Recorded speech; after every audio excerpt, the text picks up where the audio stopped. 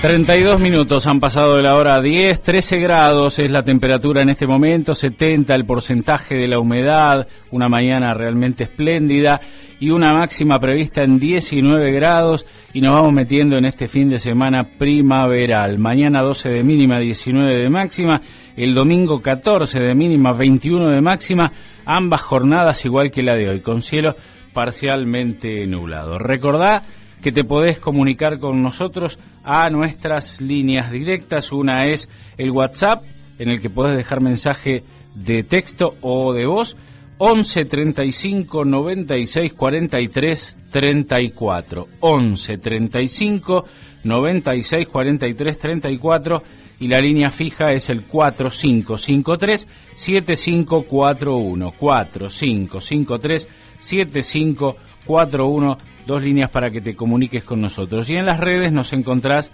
como @la144 radio, y en este momento estamos saliendo en vivo por el canal de YouTube, al que podés acceder con esa misma sigla, con ese mismo link, @la144 radio, nos buscas en YouTube y ahí estamos en vivo.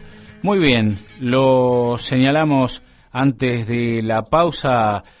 Hoy tenemos la posibilidad de charlar con Roberto Baradel, titular de SUTEBA y de la CTA, y es muy importante poder charlar con Roby, primero por el homenaje que hace apenas un par de días se hizo en el Consejo del Partido Justicialista de Lanús y que tiene que ver con conmemorar lo que fue el asesinato de Alfredo Genovesi, de Geno, de este chico, de este militante de Lanús, víctima de la intolerancia política. Hoy arrancamos el programa hablando de eso, ¿no? De los peligros de la intolerancia y de cuando se está permanentemente fogoneando el odio, siempre trae consecuencias y la sangre la pone siempre el mismo sector, ¿eh? Siempre, finalmente, la sangre es del pueblo y de los trabajadores.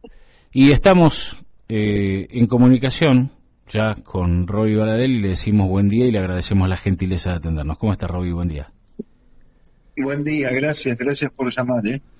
Bueno, en primer lugar me gustaría recordar quién fue Alfredo Genovesi y en qué circunstancias se produce esta muerte, que ya han transcurrido 36 años, pero su militancia y su impronta han quedado marcadas a fuego en Lanús, ¿verdad?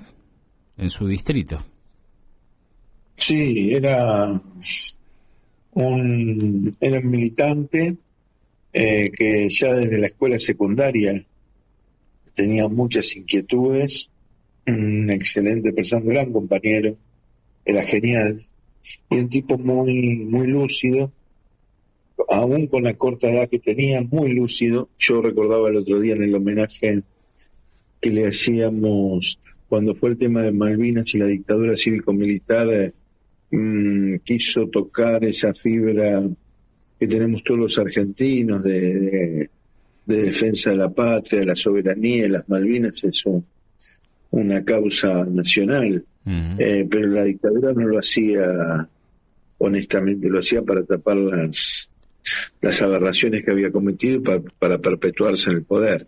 Y Geno muy lúcidamente nos decía, es una barbaridad, no, la dictadura no lo está haciendo para recuperar las Malvinas, precisamente esto es para tapar los crímenes que viene cometiendo, y nunca la dictadura no va a ganar esa guerra porque es parte de lo que el imperialismo, parte del engranaje del imperialismo a nivel mundial. Entonces esa guerra no está destinada a otra cosa, no a recuperar las Malvinas. Y dicho y hecho, lo que hicieron, ¿no?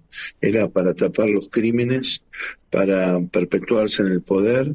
Inclusive vos fijate, las atrocidades también se cometieron en Malvinas. Torturaron a conscriptos porque tenían hambre y quizás podían tomar un pedazo de pan o algo que se les enviaba solidariamente para poder comer, los estaqueaban. En el marco los tomaban, primero que está prohibida la tortura en lo que es el tema de las convenciones de guerra, pero estos torturaban no solamente, no al enemigo, digo, de la guerra, sino a sus propios soldados, soldaditos o soldados con mayúsculas, porque eran conscriptos que los sacaron del servicio militar obligatorio y los enviaron a Malvinas, ¿no? Bueno, creo, si no leí mal, que el padre de la candidata a vicepresidenta de Milei fue parte también de ese accionar del esnable en el tema de Malvinas y demás, y bueno, el tema de la dictadura. Por eso el tema de los genocidas, el negacionismo, la apología del delito que hacen algunos negando los crímenes de la dictadura y queriendo plantear una dicotomía que ya está resuelta en nuestro país: no fueron dos demonios, hubo terrorismo de Estado. Bueno, y te decía que Geno en esos años, en la secundaria, fue muy claro con todos nosotros, y dicho y hecho, lo que sucedió era lo que decía él, ¿no? Un pibe que tenía un espíritu solidario enorme, de transformar la realidad, era amigo nuestro. Bueno, la verdad que no tenía que haber sucedido en democracia. El último día de la campaña electoral del 87, pintando el último día para poder pintar y demás, porque después venía la veda, lo asesinaron cobardemente por la espalda, y la verdad que, bueno, lo hemos repudiado permanentemente y lo recordamos ajeno como uno de esos compañeros imprescindibles. Bueno, yo milito por él y varios de nosotros, las inquietudes que hemos tenido en el centro de estudiantes, en su momento Luis Figueroa y demás, porque él nos despertaba esa inquietud, ¿no? Y debatíamos y discutíamos y pudimos avanzar en algunas cuestiones. Tenía pasión y la transmitía, la contagiaba. Sí, claro que sí, pasión. Aparte era genial, era como amigo, como compañero de la escuela secundaria, lo querían absolutamente todos. La verdad que fue una etapa muy linda hasta que nos robaron esa parte de la juventud a él, fundamentalmente la vida. Uh-huh. Y en ese caso, bueno, se estaba por cerrar ya la etapa de campaña, comenzaba la veda, estaban haciendo pintadas, y la intolerancia política en este caso, ¿no? Fue la que se cobró su vida en manos de un grupo de radicales que dispararon contra quienes estaban realizando las pintadas. Sí, en el grupo estaba el concejal Bontempo en ese momento y demás. Por eso el tema hay que repudiar los hechos de violencia política. La intolerancia política, la violencia, y hay que repudiar ahora, siempre hay que repudiarlo. Ahora nuevamente vuelven con esos hechos. El otro día 2 bombas Molotov en la sede del Partido Comunista, prendieron fuego un monumento reivindicando a Remedios, afrodescendientes, madre de la patria, en San Telmo. Bueno, diferentes hechos. Bueno, el acto negacionista y apología de la dictadura cívico-militar el otro día generan ese tipo de provocación. Ayer en un local de Matanza también, de un grupo peronista, el FAP, también entraron y destruyeron todo. Bueno, hay que denunciar esas cosas, no hay que sumarse a la provocación, esto de acción y reacción, no, de ninguna manera. Hay que denunciarlos, hay que repudiar todos estos hechos de violencia, porque nos quieren llevar a una escala de violencia que no es propia de la democracia. Estamos un poco entretenidos y tal vez tengo que coincidir con mi columnista en economía, que dijo hace un par de días que pareciera que la oposición nos marca la agenda todo el tiempo y no nos permite hablar de cosas más importantes. Pero, digo, no porque no sea importante hablar del negacionismo ni de la violación a los derechos humanos, sino porque además hay anuncios y cosas que se están haciendo y que podrían influir en forma positiva en la opinión pública y quedan relegadas a un segundo o tercer plano, porque estamos discutiendo siempre que Milei le dijo mogólico a alguien, que Milei dijo tal cosa, que la candidata a vicepresidenta de Milei hizo un acto reivindicando la dictadura. Es como que nos van bombardeando todo el tiempo con temas y hay que salir como atajar la pelota todo el tiempo. Pero, de todos modos, digo, yo arranqué el programa hoy hablando de la intolerancia y las consecuencias de la intolerancia, cómo la intolerancia comienza como algo que parece una simple discusión y termina en hechos de violencia que se cobran vidas. Y en ese proceso de intolerancia, en el gobierno de María Eugenia Vidal fuiste víctima de la intolerancia, y vos y tu familia.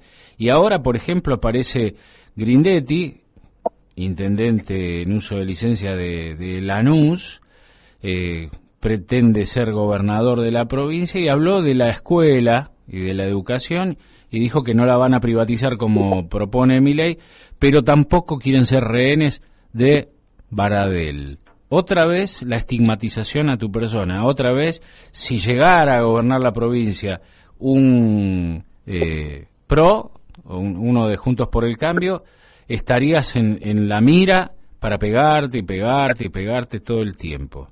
Digo, ¿cómo te sentís con respecto a eso?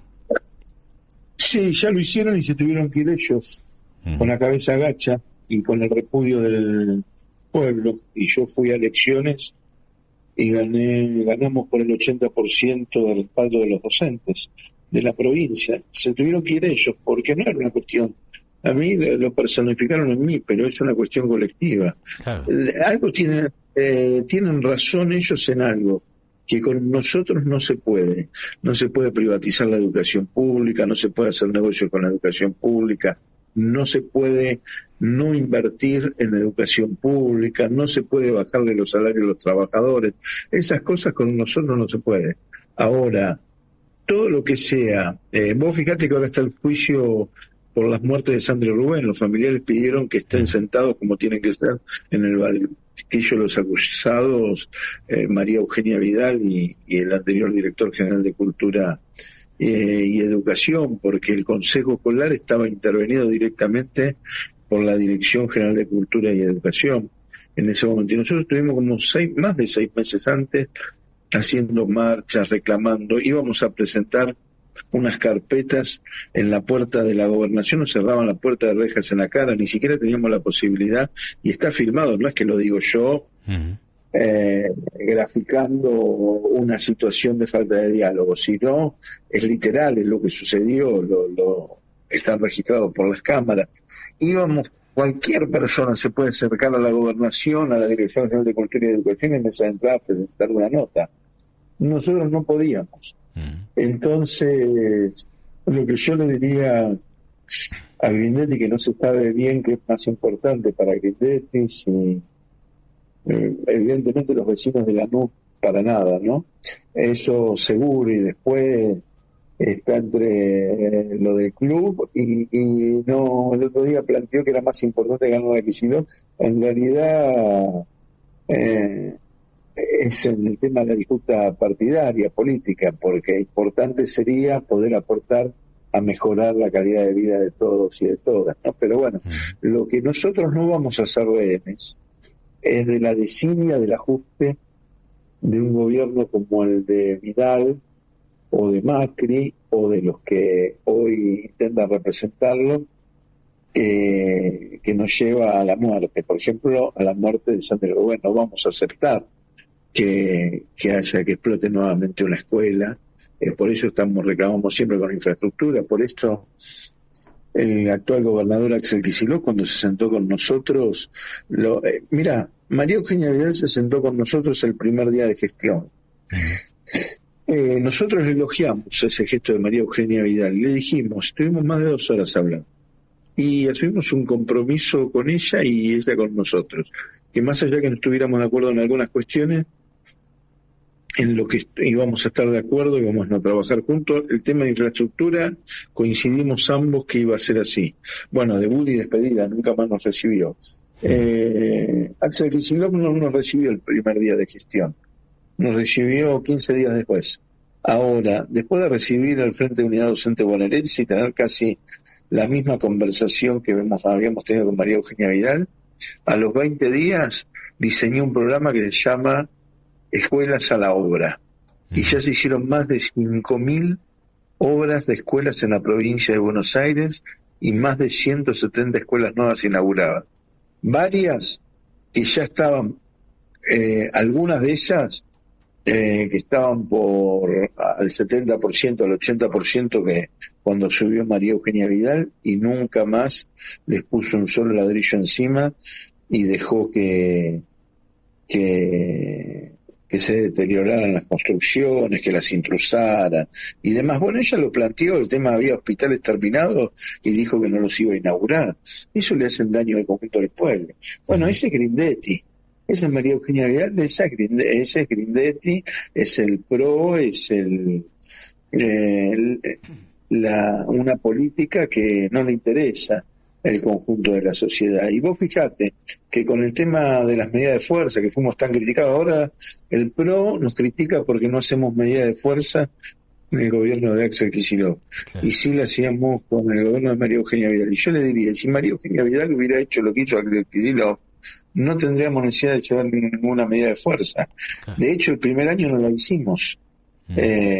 ¿Por qué? Porque cuando hay diálogo, cuando hay escucha, cuando hay respuestas, es otra cosa. A Axel Kicillof, el otro día un periodista de estos que tienen el canal partidario de La Nación Más Macri, sí. Me decía en un reportaje el otro día, hace 2 años, en un programa de radio, me preguntaba cómo habían terminado las paritarias en la provincia, y en ese momento habíamos terminado 3 puntos arriba de la inflación. Y me dice con sorna, sí que Baradel, los docentes de la provincia tienen que estar contentos porque Axel Kicillof le dio 3 puntitos por arriba de la inflación. Y yo le digo, no, mire, ¿sabe por qué? Por eso no. Tienen que estar contentos porque no ganó nuevamente María Eugenia Vidal, porque si no tendríamos que estar lamentando 23 puntitos por abajo de la inflación de salario. Y entonces el tema es, nos quisieron bajar el salario, de hecho lo hicieron, los docentes nos bajaron menos por la lucha que dimos. Vos fijate, perdimos un 11%, los estatales casi el 27%, pero eso por la pelea que nosotros dimos en ese momento, en ese periodo. El tema de infraestructura, la explosión de la Escuela 49 y otros hechos que afortunadamente no tuvieron ese desenlace terrible, fatal. Pero sí que lastimaron a chicos, fatal, que sí lastimaron a chicos y los rostros que se cayeron, chicos en pozos, ciegos que se derrumbó algún pozo, docentes que estuvieron lastimados y demás por las condiciones de infraestructura que eran terribles. Entonces nosotros reclamamos el tema de infraestructura, reclamábamos que no nos bajen el salario, cerraban escuelas. Es la gobernadora que se lleva el récord que cerró escuelas, no solamente no abrió, cerró escuelas en la provincia de Buenos Aires, las escuelas de isla. 1 mes y medio estuvimos peleando con toda la comunidad, los isleños, todos. Estuvimos con kayak, movilizaciones en Tigre y demás, conseguimos y van a cerrar 9 escuelas de isla. Cerraron escuelas rurales. Bueno, la verdad, esa es la política de Grindetti, la política del PRO, la política del ajuste y la represión, porque acordémonos que Grindetti viene con Patricia Bullrich, claro. Y es el ajuste y la represión. Patricia Bullrich resume las dos cosas, el ajuste y la represión. Cuando fue ministra de Trabajo de la Rúa, lo primero que hizo es recortar el 13% a los jubilados. Cuando no había dinero, lo primero que le recortaron a los jubilados. En vez de ir a las grandes fortunas, no, los jubilados.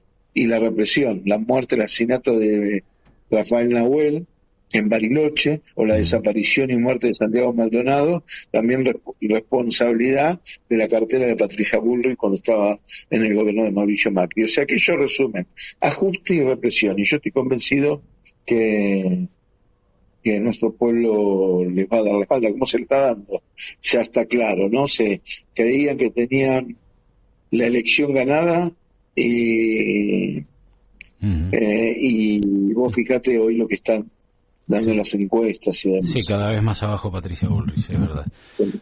Roby, por otro lado está la otra propuesta que también asusta, ¿no? Digo, fundamentalmente con estas reivindicaciones de la peor dictadura de la historia de la Argentina, pero también con las propuestas de dolarizar, de terminar con el Estado,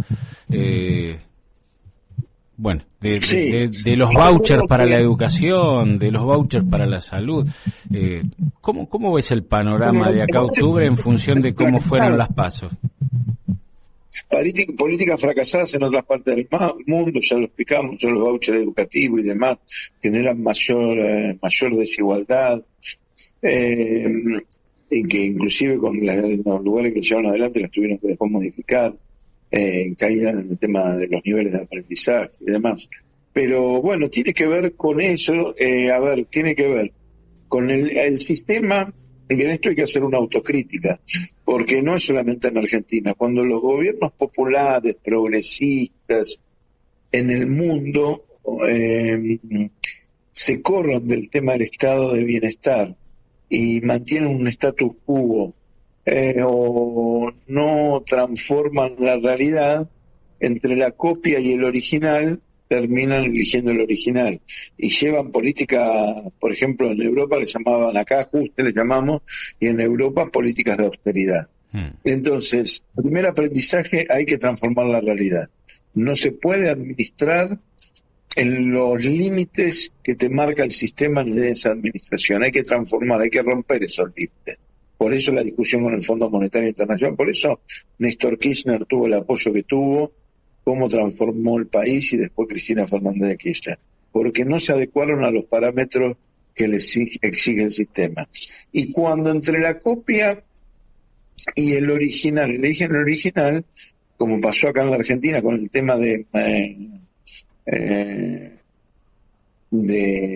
neoliberalismo en estos años, en sus diferentes facetas, los ajustes son peores. Cuando se dan esos ajustes peores, la gente tiene una reacción, y entonces Milei fue inteligente en decir vamos contra la casta, porque ¿qué dice? Eso liga con el sentido común de muchos, diciendo que están todos iguales, no resuelven los problemas, pero en realidad el sistema se retroalimenta fortaleciendo las mismas injusticias del sistema. O sea, no es que viene Milei o viene Libertad Avanza o vienen estos emergentes, que acá es Libertad Avanza en la Argentina, pero podría ser Vox en España.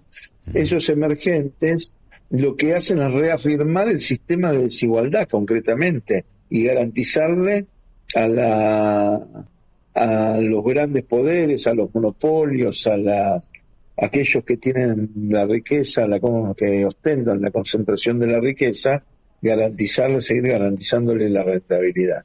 Entonces, el aprendizaje hay que transformar la realidad y hay que salir de los límites que te impone el mismo sistema. Y hay que enfrentar a los que haya que enfrentar para poder hacerlo.